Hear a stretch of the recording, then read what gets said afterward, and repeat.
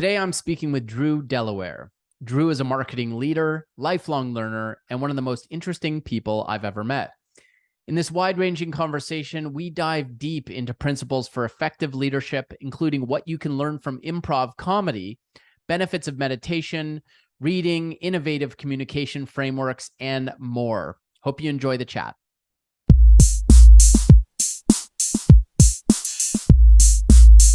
Drew, thanks so much for joining me today. I'm super excited for our chat. Oh, it's a pleasure to be here. Thanks for the invite. Great. So I think it would be helpful just to give a brief overview of your experience. Sure. Yeah, happy to. So I got my career started in IT. I like to refer to myself as a geek. Right from young age, I was always that guy.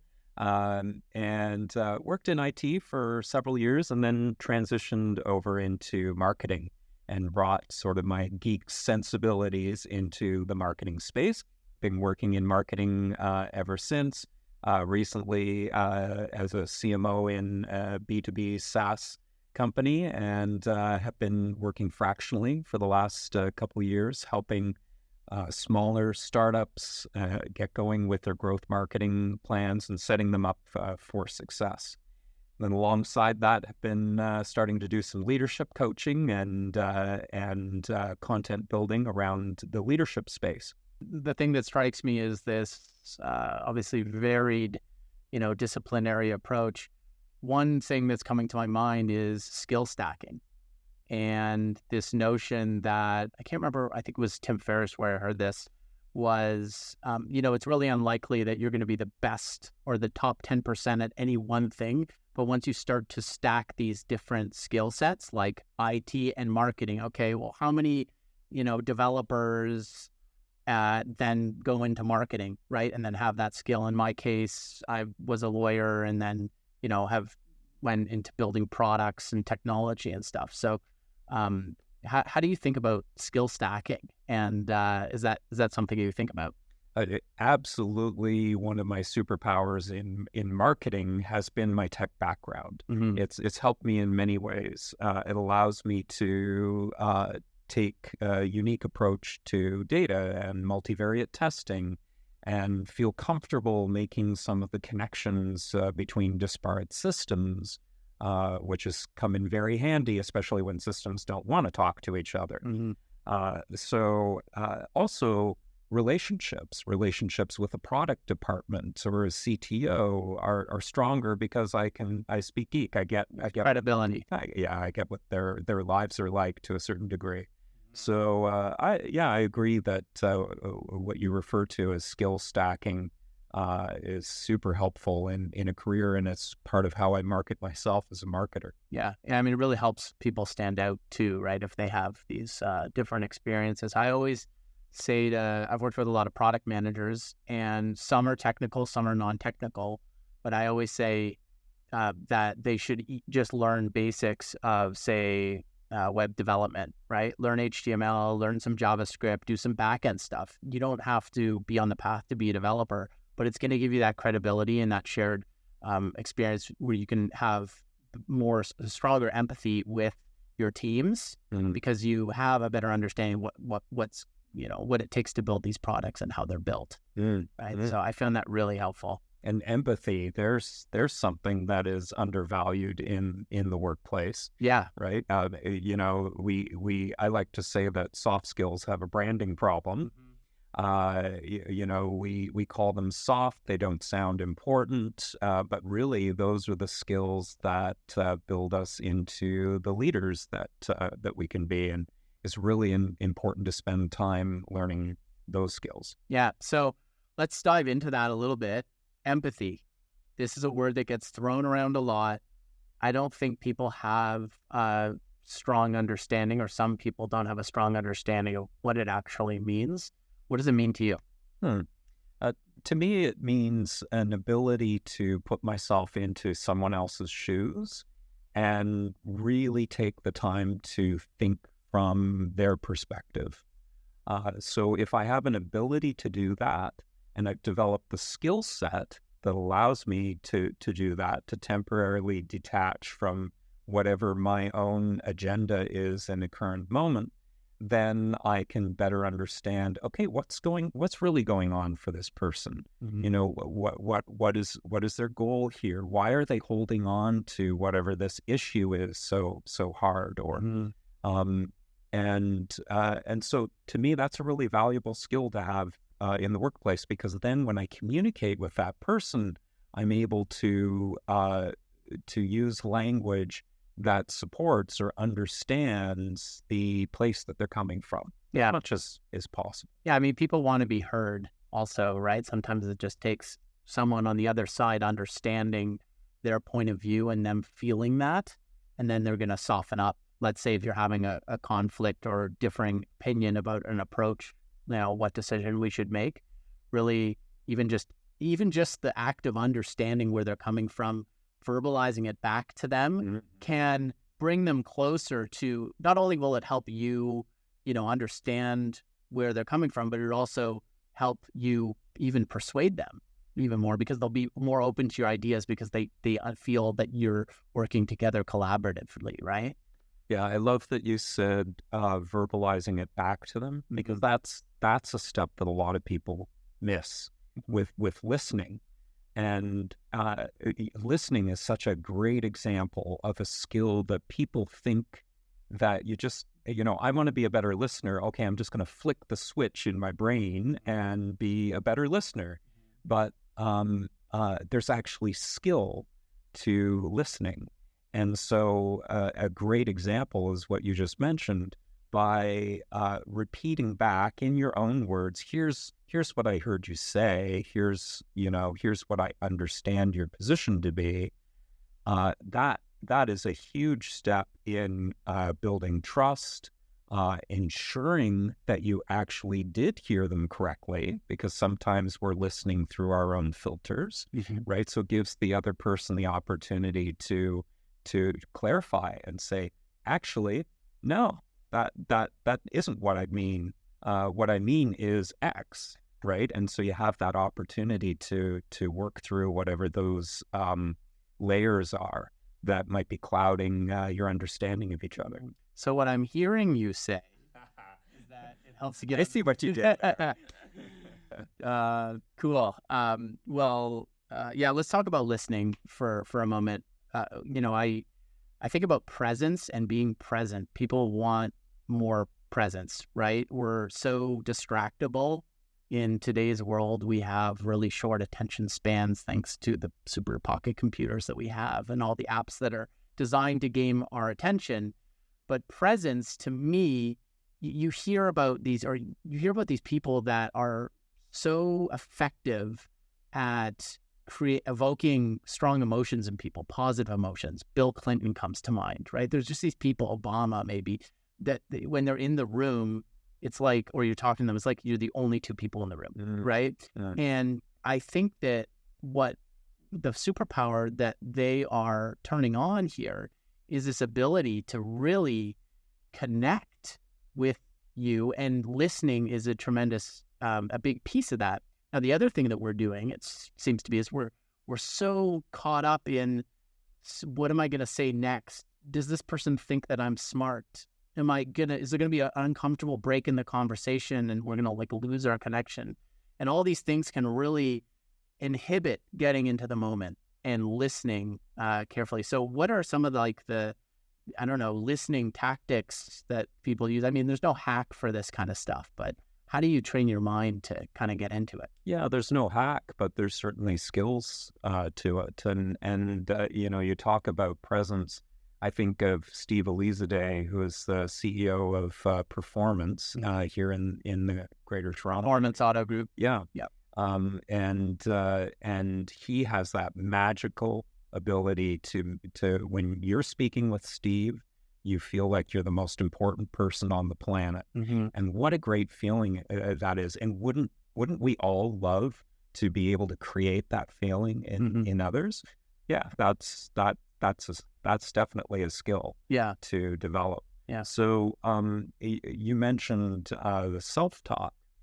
So the best tip I've ever heard for that is, when you notice yourself doing it, say to yourself, stop. And no judgment. Yeah, that's the other thing. Don't judge it, right? Yeah. Just stop, Yeah. and refocus. Yeah. And you're like, oh, there it goes again, Mhm. right? No judgment. It's just like a dispassionate observer, right? And the more we do that, the more we're aware of it, Yeah. and then make a different choice, the more that becomes the automatic choice. Just like, learning a sport or anything we do, we go through that period where we're consciously thinking about what we're doing, right? Learning to drive. And then we get to the point where we're unconsciously doing whatever that is. Driving is a great example of that, right? You show up home and you're like, wow, I drove all the way home. Yeah. Simple, not easy. I mean, like all these things are like, you really need repetition. And I think a couple other things just on presence, because I think it's a really important leadership skill, right? Is having that presence. You're a leader of people. You need to galvanize people to, towards some action, right? That's what a leader does, right? And so I think eye contact's really important, right? And people are uncomfortable with that sometimes too, right? It's like maintaining this eye contact like we are right now. And I've even noticed things like body language. I've caught myself sort of my feet might be turned away from someone in a conversation that I don't really want to be in. So these things are really interesting. So we're on listening right now. I want to talk about improv comedy. All right. Yes. So many of us know it as just a super fun thing that we've watched on TV or seen live, which is always hilarious. But there are several CEOs and executives that have credited improv comedy with a big component of their success, right? So Dick Costello, the former CEO of Twitter, was a Second City alum. Okay. And he talks about it all the time. The guy was Michael Dublin from Dollar Shave Club, also came from improv. Mm-hmm. I even did a little improv at your prompting or maybe influence, and I found it extremely helpful for some things we'll talk about. You've done improv. Tell us about how it's helped you and what it's good for. Well, it's an interesting dovetail from listening. I like to tell people that improv has been a spiritual practice for me, and that's a pretty intense way to describe it. But it really is about listening deeply to the person that you're on stage with. When I'm on stage with someone in an improv scene, my job is to make them look as awesome as possible, and their job is to make me look as awesome as possible. Right? So there's ways that I take care of myself on stage, but this whole focus on being fully present with the other person, wow, what an incredible skill that has been for me to develop in a context where I'm laughing all the time and, and we're creating stupid, silly stuff, right? So it's joyful and such a relaxed way to learn such important life lessons. Sense of play was one thing that came to me when I was doing it. Like, we're in, a lot of serious stuff in the world, right? A lot of doom and gloom and all this stuff out there, but and just your day-to-day, taking care of life. But to get out there and have this sort of playful, fun thing where there's lots of silliness happening, really, I think helps you connect with people in work also and in life.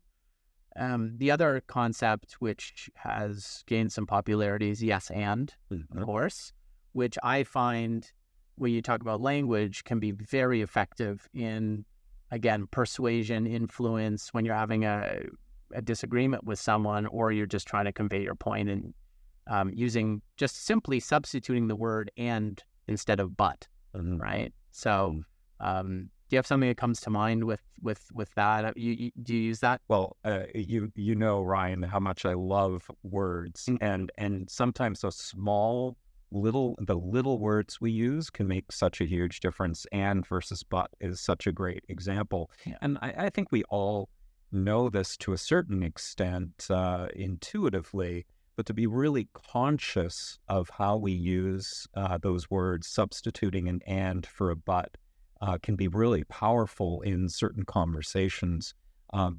So instead of negating something that I just said, such as, I think that T-shirt looks really great on you today, but, that but just cancels and in fact, even I think takes away from credibility, when I say something like that. Sure. So instead substituting that with an and whatever my feedback might be for that, your T-shirt looks fine. Yeah. It's a white T-shirt. Yes. Yeah. That's why I chose it. Yeah. But yeah, if you're in a meeting or whatever, and different ideas are being presented, and you have some say retort on one of the ideas that's being presented, sort of calling out what's good about that idea, and then adding to it and saying and versus saying but I don't think that's going to work, or you'd rather say and then you're including the person in sort of a collaborative discussion. Right? Absolutely. So replace your buts with ands, and that's a very simple tactical thing that I think people can use. On the topic of conflict resolution, I always say, people in organizations, when you get a lot of people together, there's always going to be conflict, right? And I'm like, well, if you want to work in a company, you need to learn how to effectively work with other people. And sometimes this is, idea conflict is the natural progression for coming up with great ideas, right? There's one story about Steve Jobs come to mind where I'm shortening it, but he said, they would have these, his neighbor would have these beautiful smooth rocks, right? And he'd be like, how do you get these such smooth rocks? And basically he'd take all these jagged rocks, he'd throw them in a tumbler, they'd bang all against each other, and then they come out smooth, right? So that's how we have great ideas. So we're always going to have conflict is like sort of a necessity of working with other people. I was turned on to NVC, or nonviolent communication. Tell me about nonviolent communication and how it's influenced you. Yeah, I took so many different communication courses over the years, read books, etc., trying to find ways to improve my ability to interact with people, mostly in the workplace, but, through life.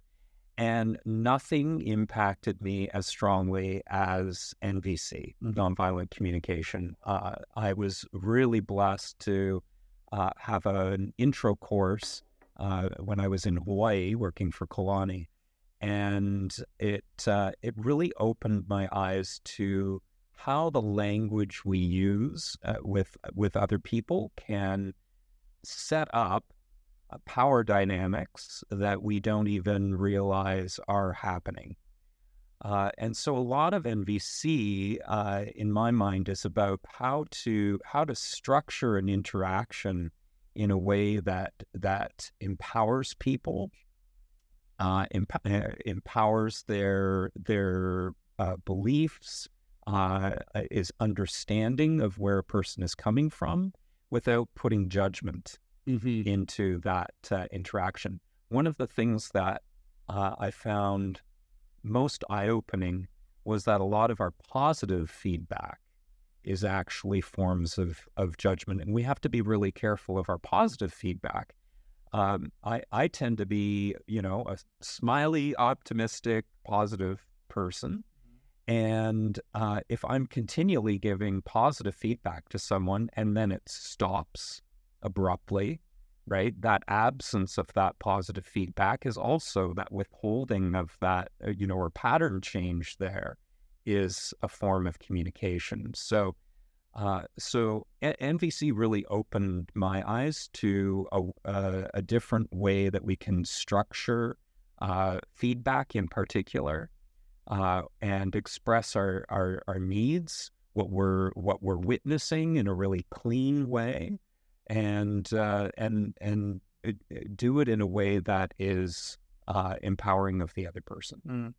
So, it's interesting because we need to provide feedback. We need to make judgments in business and in the team, right? We need to judge things as good or bad as leaders. Important skill. Yeah. Super important skill. So feedback. Yeah. So how do we balance this need to provide feedback and judge things as good or bad in business so that we can, work toward positive outcomes without, in a good way, without being overly, judgmental, or what would be a good way to provide feedback versus a bad way? Well, this might sound like a bit of a sidetrack, but a lot of people are afraid to give feedback. Mm-hmm. And positive and negative, and or constructive. And the one thing that I think is really interesting is most people crave feedback. Mm-hmm. Almost all people want to know, am I doing a good job? Am I doing what this person expects of me? How is my work being viewed?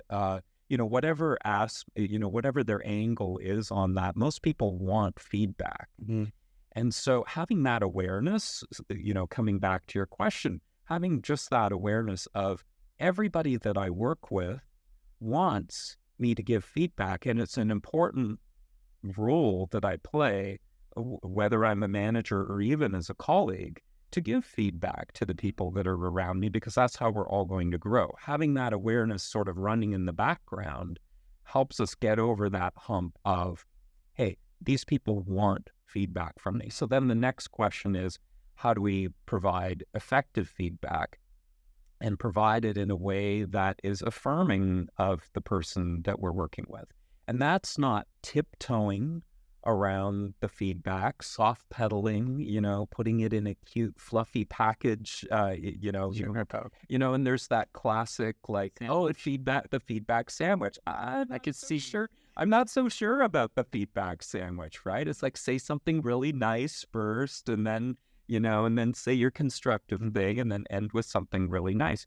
I don't think that's actually that effective and clean. It's, how can I deliver this message in a way that is factual, in a way that is affirming, and then asks the other person for either buy-in or,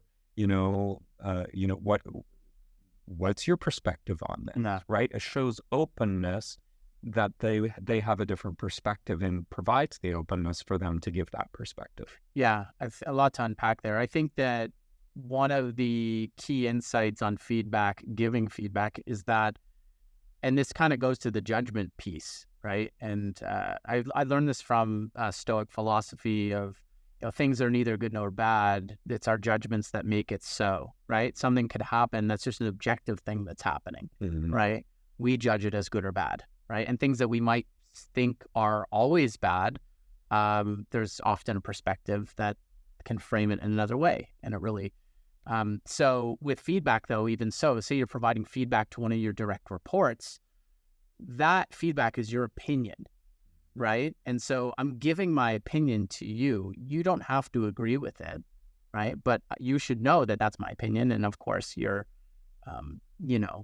role here and the success in the role at this point is influenced by my opinion. So, but I think it's another thing that comes to mind is letting other people, setting them up for how you like to work. And what I mean by that is, when someone comes onto your team, let's say, or you are joining a team, communicating expectations of how you like to give feedback and how you think that feedback should work, and that you're going to give feedback, right? And maybe even asking them how they'd like to receive feedback. I was just going to say that. Yeah. Right? Yeah.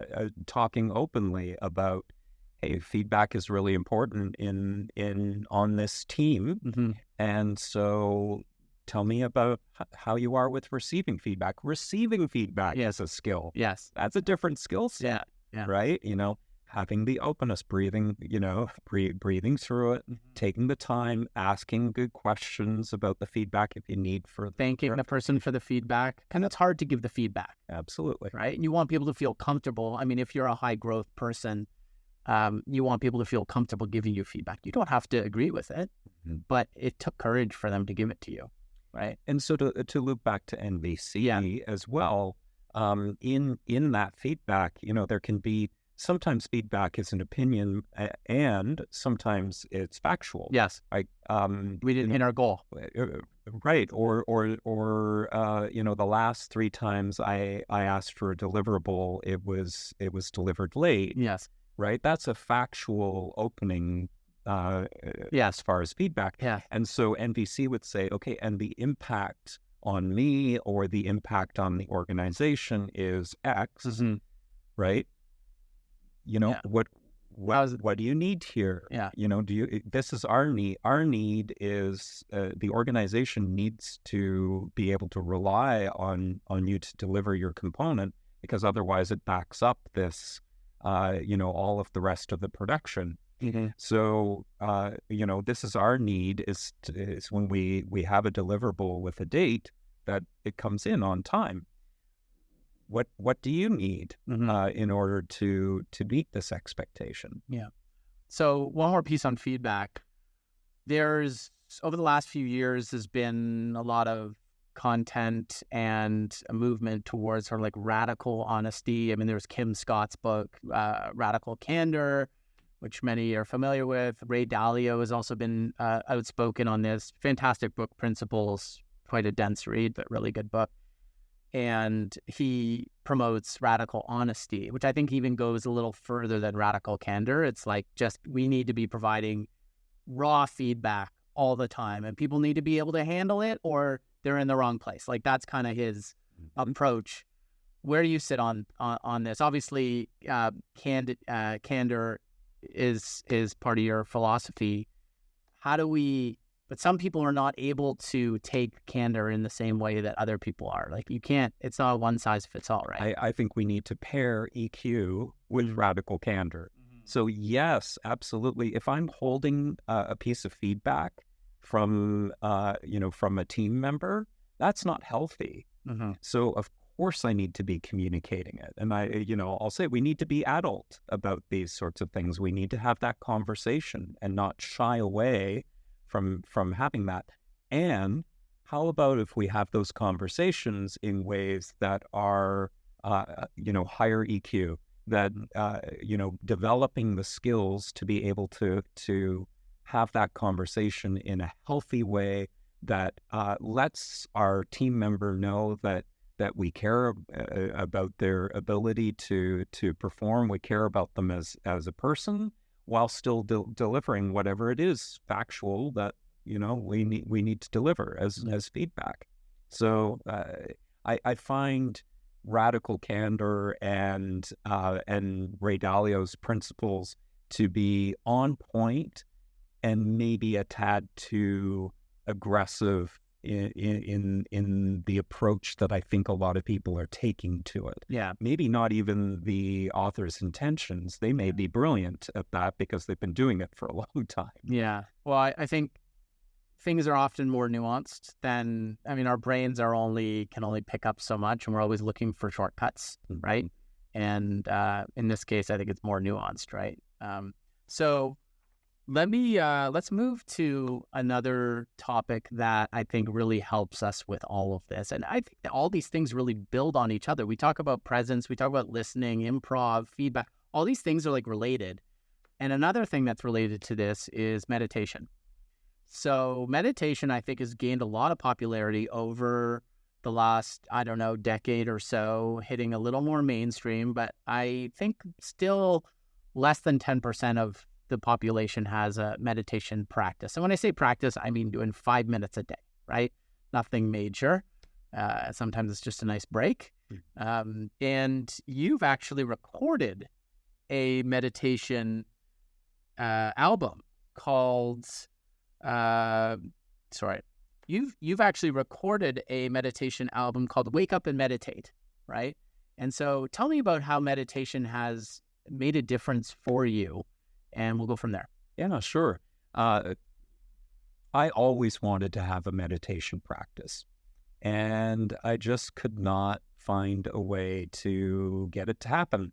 And it bugged me, and I kept reading things about how all these high-performing folks had a meditation practice. And it's one of those things where I'm just the kind of guy that would meditate. So why am I not meditating? And it was actually James Clear.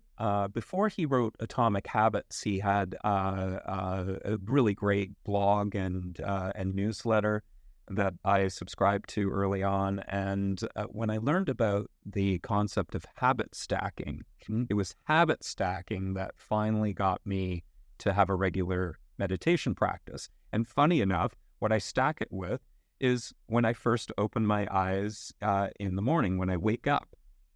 The first thing I do before I look at my phone is I meditate. And so I recorded that album eventually. Really, the recording was for me. I wanted it on Spotify so it could be part of an Alexa routine. And, the geek in me wanted everything optimized for the way my morning unfolded. And I thought, I'll just record some of these meditations. And 1,000 minutes of audio later, I released this compendium, basically, of meditations at various lengths, 3, 5, 10, 15, and 30-minute versions of several different meditations. Yeah, a question. What was preventing you from building a meditation practice? And I think when I even say building a meditation practice, it makes it seem like a big thing. Mm-hmm. I'm just going to say, what prevented you from meditating somewhat regularly? Because a lot of people are there right now, like they're like, I can't do it. Yeah, slotting it in.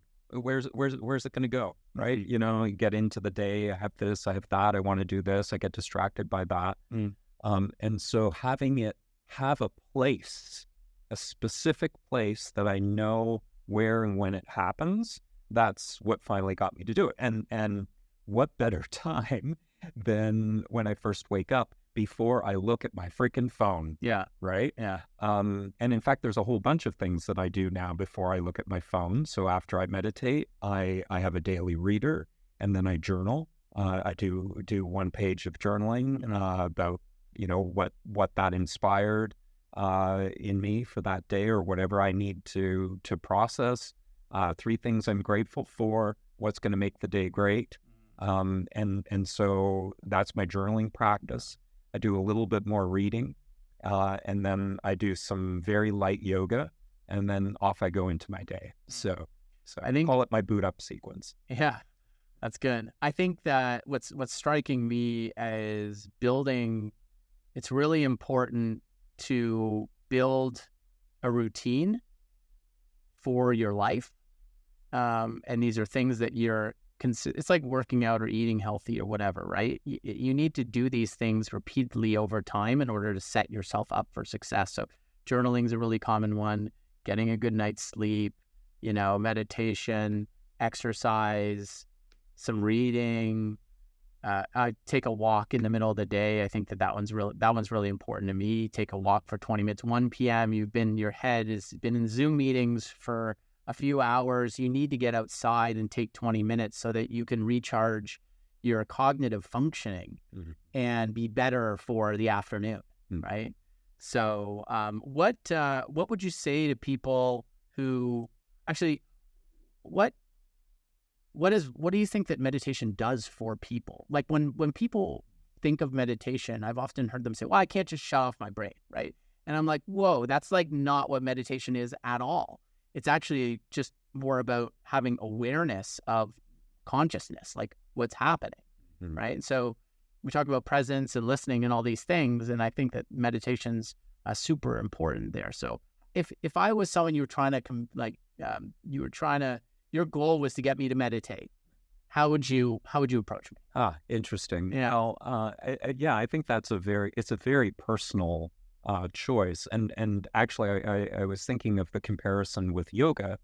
A lot of people say, "Oh, I want to do yoga," but there's so many different styles of yoga, and they do different things, right? Hot yoga versus Kundalini yoga versus, a very technical form of yoga. Same thing with meditation, right? There's awareness meditation.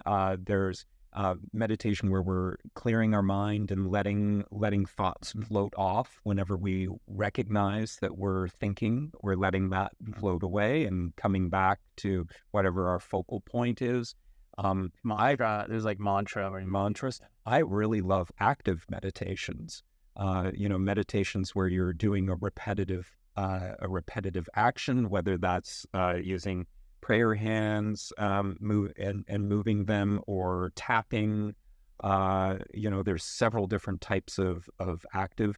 There's the Japanese hand meditation, which I do every Wednesday, actually. So this was my morning meditation today, and that's going through from the palm through each of the fingers, and each one has a different focal point. So many different meditations, and I think it's fun to explore those different types of meditations because some of them work for me and some of them don't work so great for me. But they all help with being able to improve my ability to focus. And I think that especially in today's society has been a real challenge. Like, almost everybody I know says, "Oh, I have such trouble being able to focus." And we have so many things pulling us away from whatever we're trying to focus on. So meditation is like weightlifting for your brain as far as your ability to focus. Also reducing stress, I think, is really, which is also, I think, and anxiety, which is also kind of a pandemic in our current society. Unfortunately so. Okay. I've heard you referred to by someone I know as the best manager they ever had. Oh, So congratulations. Thank you. Firstly. That's And what do you think? I know this is kind of a hard thing to unpack, perhaps, but what do you think? What is your management philosophy that might have someone saying that? Well, I think a lot of it ties back to having that understanding of how to work with people, right? Developing that skill set. I was asked to speak to the graduating class of marketing students at Humber, and they asked me to speak about what will make the biggest improvement in their careers. And here we go back to soft skills, right? It's these skills that people just toss away thinking like it's something that you just naturally have or flick on and off. So I've spent the time building those skills. And as you know, I'm very passionate about that. I think that is really what has allowed me to manage people in a way that excites them about being part of the team and engages them in a healthy way. But there's a couple things that I do specifically that I think are really important parts of my management style. Any manager or leader is responsible for setting a sense of culture. If you're a CEO of a company, one of the top things that you're responsible for is setting the tone for culture. And if you're the leader of a team, same thing. You're setting the culture of that team. So what does our team care about? And working with the team to develop that we're a team that cares about growth, that cares about each other, that is going to work hard to get done what we're going to get done, that we're going to show passion, creating a culture of safety so that we can make mistakes and openly talk about them. I like to say in marketing in particular, a fear of failure is a path to mediocrity. If you're not pushing hard enough, that you're making mistakes, you're just going to have average results. I love that. So to me, it's about creating that culture with the team, including the team as part of that, but holding the responsibility for what is my team's culture, what do we stand for, what are we going to be about, so that the team is excited to be a part of the team. Yeah, they own it too, right? Versus it being handed down. There's like a shared sense of ownership, shared ownership, and also just not protection, but like a sense of this is something we all need to take care of, right? Is this an exercise that you would do? Yeah, I wouldn't say it's an exercise so much as it's a process. But you communicate it. You have to communicate it. Yeah, very much so. Yeah. The team the team knows that I care about culture, and that we're going to work to develop, what our culture is, what we stand for, as a team. And similar to that, I spend a lot of time making sure that I understand how each of my team members wants to grow and championing that growth. And so when I do one-on-ones, which I believe every manager should be doing regularly, those one-on-ones, of course, are the team members' agenda primarily. But I always take time when that time is available in the one-on-one to talk about personal growth and even setting OKRs for how each team member is going to grow. What skills are you developing? Where are you trying to get to? And what's going to get you there? So I feel that my role as a manager is to help grow my people. It's not to keep them there, forever and ever. Amen. The box. People will perform better work when they know that they're on a journey to get where they want to go in their life or their career. Yeah, it's almost like you've got a machine that you're operating where you want to, coming out of the machine is these leveled up kind of next stage of growth and career for your team. Right? Yeah. And when they do, celebrate. And that might go moving to a different company. Yeah. Right? Yeah. I know that I can't remember now, but there's companies out there where it's like, how can I, they almost celebrate when people like move into promoted roles at other companies, right? It's more of like hey, we did our job, right? We got you kind of the next stage, and maybe there's not a position here for you, in that role, right? But and that's impact. Yeah. Right? That's us as managers and leaders having an impact, a positive impact. It's, we people care about compensation. How much money am I going to get? But what else are people getting from the role? And if they're looking in a tight job market, in particular, if they're looking at two roles that both pay the same amount, but one is going to champion their career, of course that's going to be the one that they're going to be. Even for another 10 grand or something, like it's more important that the company you join, the team you join is way more important, especially if you're early in your career. That's what's going to have leveraged outcome for the rest of your career, right? It's going to be like, I had these 2 amazing years at this company and that prepared me to go to this next level. Whereas if you made a bad decision at that point, you might end up sort of getting stuck or, not getting as much out of those 2 years as you could have. By the way, you mentioned Humber. I just wanted to clarify that was Humber College for everybody listening. And I think that there was another thing that's striking me where I recall an interview question I think it was an interview question where one company, I can't remember if it was Stripe or some, famous company, asking, what do you want to do after you work here? Almost presupposing that they're going to move on at some point, because I think that companies get this false notion that people are going to be there for the entire career, which is just false. Who does that these days? Yeah, exactly. Right. That's like totally false and not grounded in reality. Right. What a great question, isn't it? Yeah. I love that. I'll have to add that to my repertoire. Yeah. Okay. I want to cover a couple more topics here. And one is just generally on marketing. I mean, you've seen a lot in marketing over, more than a decade, right?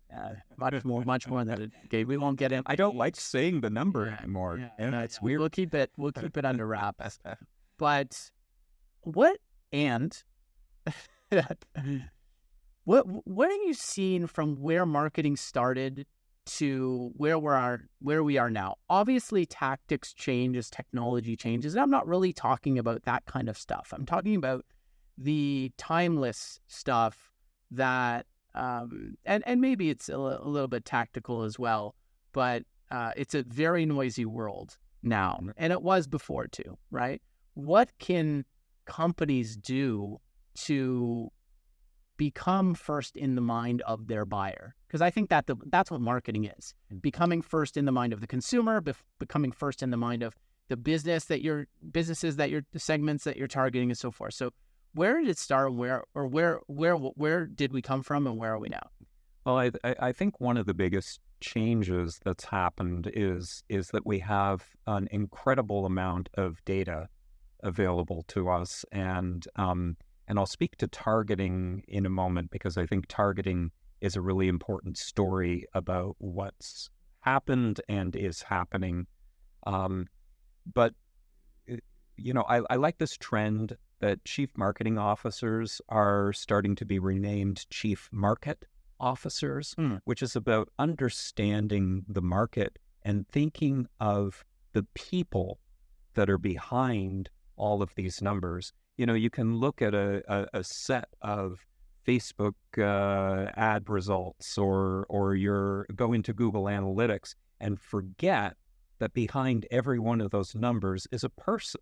Empathy, you might say. Yeah, sure. We need to have that empathy, and geeks, and I'm raising my hand because I am one, can easily get lost in looking at how do I get a 5% performance increase here on this specific campaign, and lose that thinking of, this is a person that I need to be speaking to, and how do I engage and connect with that person? I think marketing, decades ago was very conscious in the brand building and broadcast media days of speaking to people, and we've lost some of that in the ease and ability to just blast people with ads and information. And we often think like, oh, we just change this copy, we do some A/B test, we change the form on the website, we change the engagement, and let's test. And it's very easy to just be a mad scientist behind your screen, right? This is easy. Funny enough, I like to sell myself as a mad scientist, is that right? As a marketer, because it is part of what I do well. And it's crucial that I do that with the understanding of the people behind it, and how are we connecting with an audience? What makes this interaction authentic? What lights someone up? What helps someone feel like they're being seen?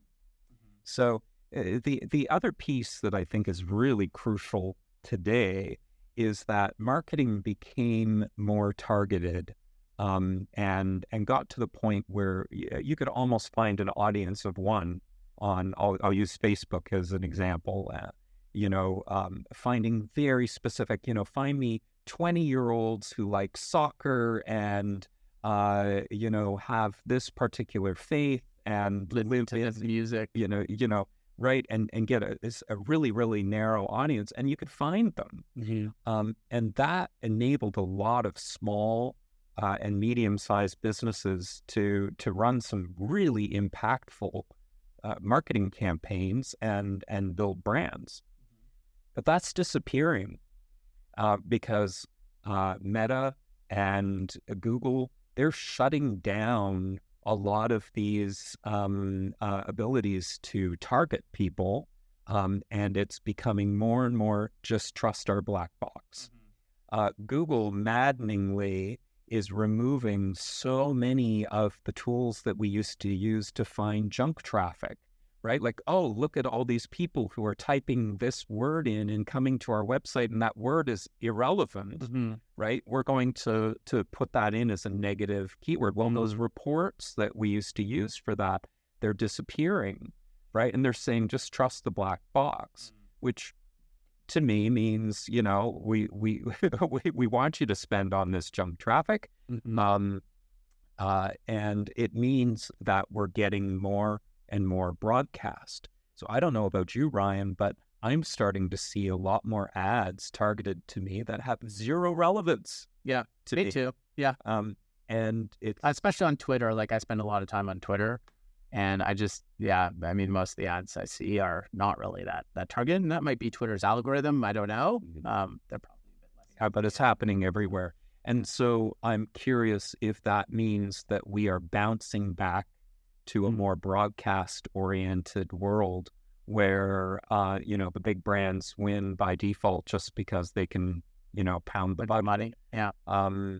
So it'll be interesting to see, what evolves as far as targeting is concerned. But it's an interesting development over the last few years. This whittling back of the ability to target.